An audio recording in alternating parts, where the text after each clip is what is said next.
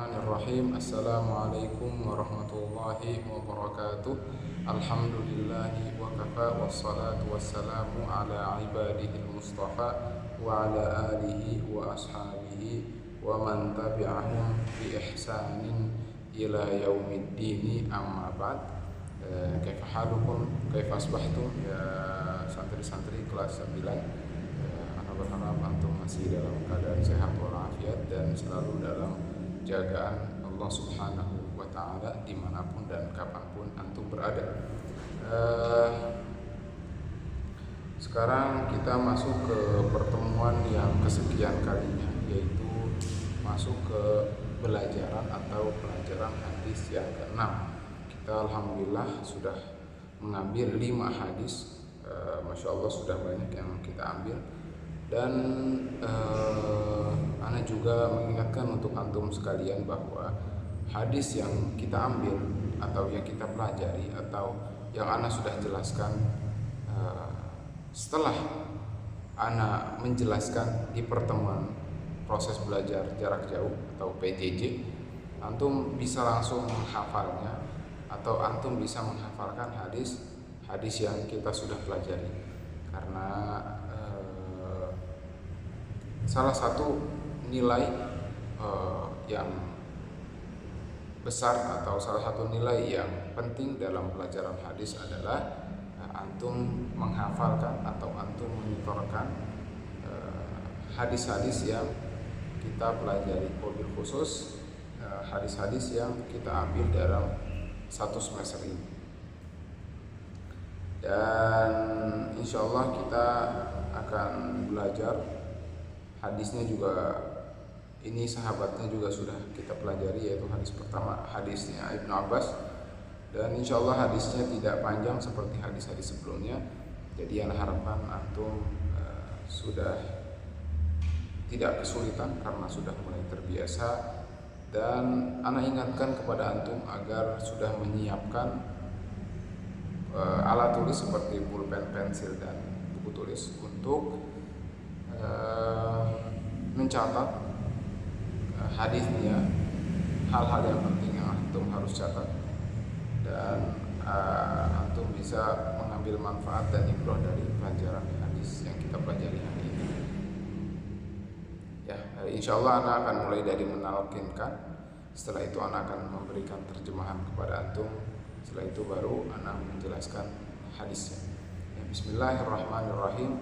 An Ibni Abbasin radhiyallahu anhuma yaqul sami'tu an-nabiyya sallallahu alaihi wasallam yaqulu law kana libni adama wadiyan min malin libtira thalathan wala yamla'u jawfa bani adama illa at-turab wa yatubullahu ala man tabahu al-Bukhari. Ana bacakan sekali lagi. An Ibni Abbasin radhiyallahu anhuma yaqul sami'atun nabiyya sallallahu alaihi wasallam yaqul law kana li bani adama wadiyan min malin libtira thalathan wala yamla'u jawfa bani adama illa turab wa yatubullahu ala man taba rawahu al-Bukhari. Ana terjemahkan dari sahabat Ibnu Abbas, semoga Allah meridainya, berkata, aku mendengar Nabi Muhammad sallallahu alaihi wasallam bersabda, seandainya keturunan Adam diberikan 2 lembah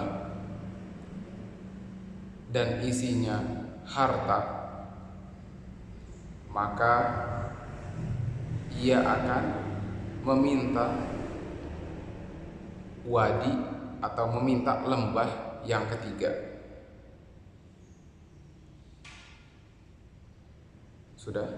Dan tidaklah penuh perut keturunan Adam kecuali dengan tanah.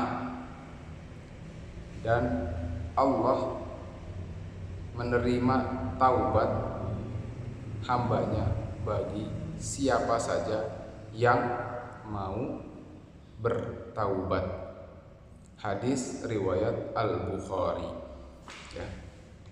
Insyaallah ana jelaskan seperti biasa kita bagi jadi 3 part sahabatnya. Setelah itu inti atau pokok dari hadis yang kita baca. Setelah itu yang ketiga adalah hadis yang diriwayatkan oleh imam atau buku siapa. Ini sahabat yang langsung mendengar adalah Ibnu Abbas. Ya, beliau adalah Abdullah Ibnu Abbas dan beliau adalah salah satu orang terdekat Nabi Muhammad SAW dan juga orang yang paling banyak, salah satu yang paling banyak meriwayatkan hadis dari Nabi Muhammad SAW. Ya, wafatnya kapan, namanya siapa, keturunannya gimana, ana sudah menjelaskan dan ana sudah terangkan di pertemuan pertama, ya, di hadis yang berbunyi ni'matani ma'abunun fihi makathirun minan nas as-sihhatu wal faragh. Ana sudah jelaskan karena sama-sama diriwayatkan Abdullah Ibnu Abbas, ya. Semoga Allah meridhoinya. Yaqul berkata sami'tu Nabi sallallahu alaihi wasallam. Jadi yang Abdullah bin Abbas ini adalah sahabat yang langsung mendengar ketika Nabi Muhammad SAW bersabda, "Lau kana li bani Adam." Seandainya, lau itu artinya seandainya. Kana li bani Adam, keturunan Adam atau cucu Adam diberikan wadian. Jadi kalau wadi itu artinya lembah, kalau wadi itu satu, tapi kalau wadia itu 2 lembah. Kayak contohnya contohnya apa? Contohnya kertas. Kertas itu artinya kertas. Kertasun itu satu. Kalau 2 kertas kertasan. Kalau ini juga wadi itu satu. Kalau 2 wadian. 2 lembah. Min malin, isinya itu harta. Bayangin ada lembah isinya harta semua. Jadi ada 2 lembah isinya harta. Libtigha thalatha. Maka seorang atau keturunan Adam jika sudah diberikan ini 2 lembah itu isinya harta, maka dia ingin lagi memiliki lembah yang ketiga.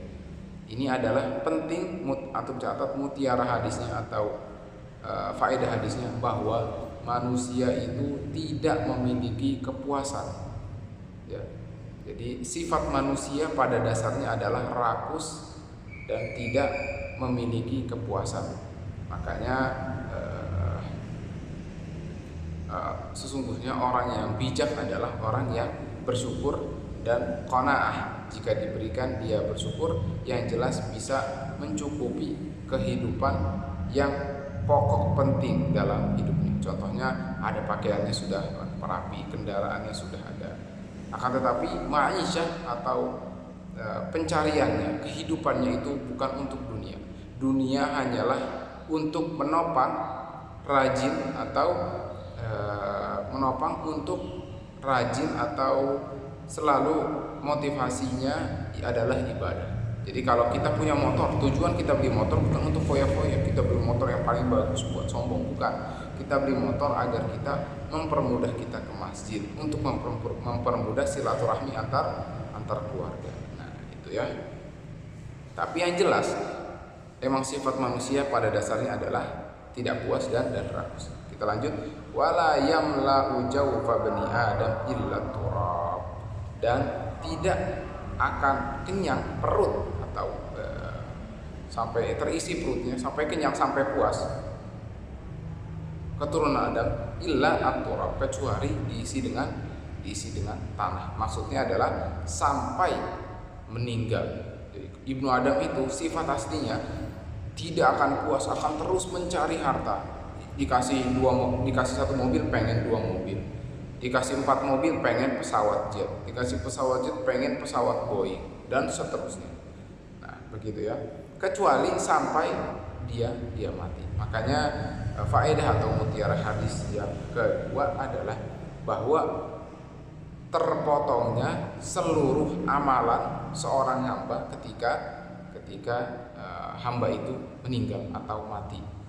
Maksudnya di sini adalah ilaturab, perutnya itu kenyang dengan tanah adalah ketika dia sudah di alam kubur dan perutnya itu diisi oleh rayap atau cacing tanah, jadi sudah penuh, jadi sudah tidak bisa memuaskan hawa nafsunya lagi atau meninggal. Wa yatubullahu ala man tab, ini adalah keagungan dan kemuliaan Allah Subhanahu wa taala. Sungguhnya Allah itu Maha Pengampun.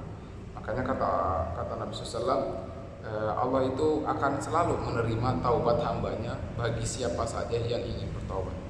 Ini faedah yang ketiga adalah bahwa Allah Subhanahu wa taala adalah pemaaf dan akan memaafkan selalu bagi hambanya yang ingin bertaubat dengan serius dan tidak main-main dengan taubatnya. Dan Allah itu Ghafurur Rahim, Maha Pengampun lagi Maha Penyayang. Rahmat Allah, kasih sayang Allah itu sangat luas. Dari itu seberapa besar dosa yang kita lakukan, jangan lupa kita selalu bertobat kepada Allah Subhanahu wa taala.